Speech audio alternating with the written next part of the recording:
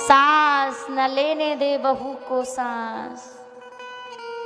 एक बार मैं एक जगह कथा कह रही थी, तो एक सास कथा को सुन रही थी, एक सास।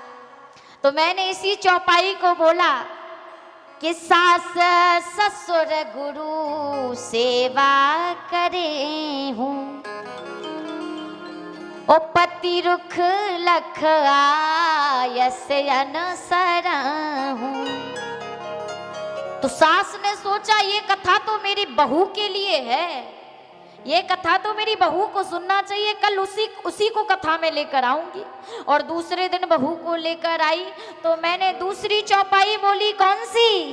कि बहू लरकनी पर घर आई, बहू लरकनी पर घर आई, राखो नयन पलक की नाई। प्यारे श्री रामचरितमानस कहता है कि सास कैसी होना चाहिए और बहू को कैसे रहना चाहिए। एक बार एक माता जी मेरे पास अपनी बेटी की कुंडली लेकर आई और कहने लगी, देवी जी मेरे बेटी की कुंडली देखो। बोले ऐसा घर मिले कि रानी बन के राज करे, ऐसा घर मिले कि रानी बनकर राज करे। अब दूसरे दिन फिर आई बेटे की कुंडली लेकर। बोले देवी जी बेटे की कुंडली और देखो। बोले ऐसी बहू मिले जो खूब सेवा करे। कैसी बहू? जो खूब सेवा करे। अब यही सास की सोच बदल गई।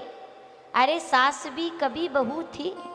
जब तुम दूसरों की बेटी को नौकरानी बनाकर घर में रखोगे तो तुम्हारी बेटी कहां से रानी बनकर राज करेगी? जैसा बोओगे वैसा ही तो काटोगे। अरे जब तुम दूसरों की बेटी को रानी बनाकर राज कराओगे तो तुम्हारी बेटी भी किसी घर में जाकर रानी बनकर राज करेगी।